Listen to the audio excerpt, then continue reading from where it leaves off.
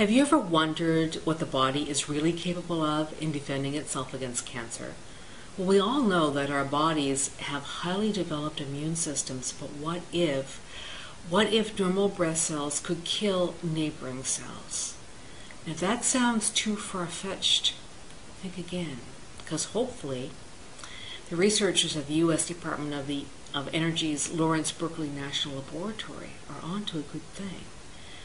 And apparently, we actually do have such a second line of defense, and now it's becoming a hopeful new doorway to how this disease can be more effectively targeted and treatment.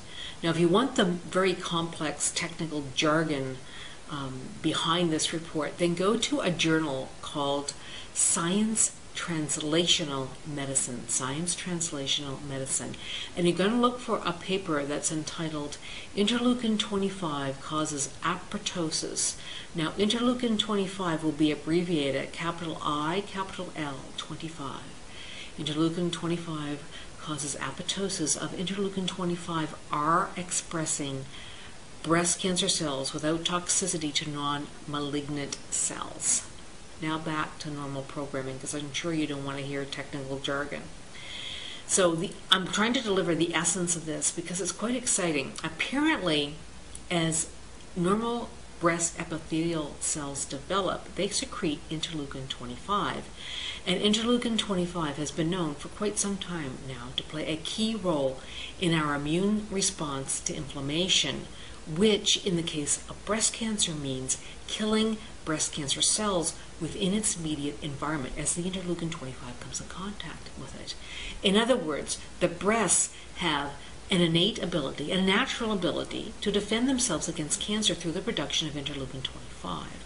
Now, on the flip side of this discovery, I can't help but wonder whether this explains why so many of us live cancer-free for decades before we become vulnerable to it. I mean, think of the bell curve of cancer.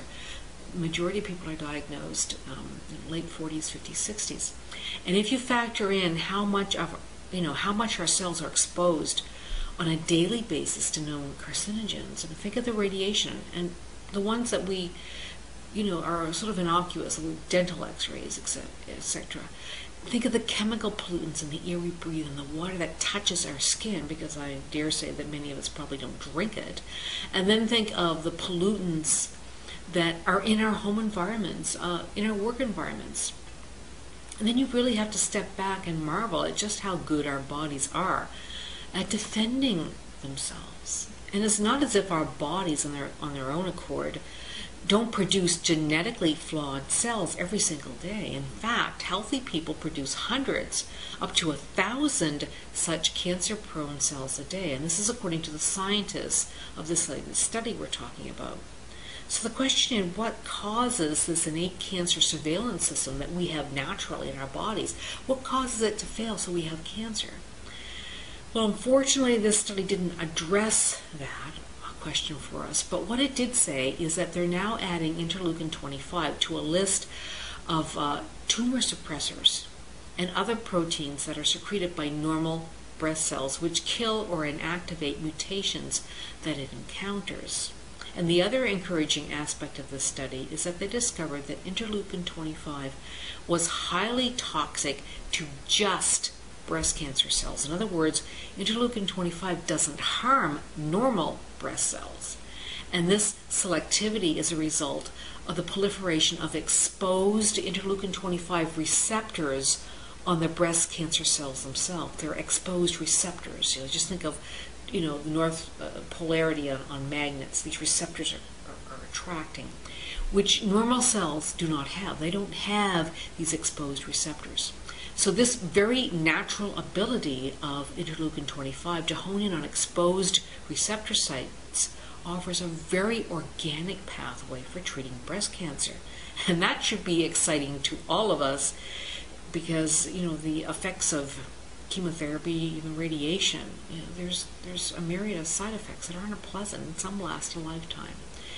So the other aspect of this is that breast cancer tumors that are interleukin-25 receptor positive are the highly invasive and historically the ones that have poor outcomes. And this makes the future of the interleukin-25 receptor a significant marker in the diagnosis and treatment of breast cancer, particularly the tougher cases. So in the next phase of this study, they're going to look at 5 other proteins that they discovered are also secreted by normal developing breast cells.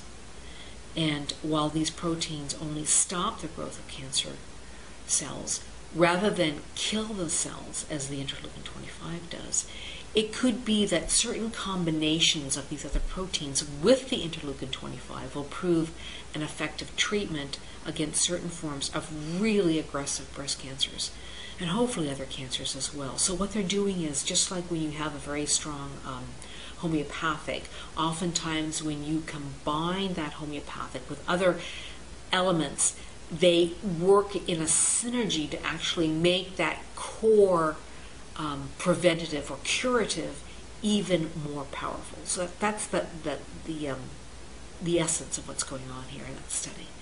And hopefully that study will come soon, because I don't think that anything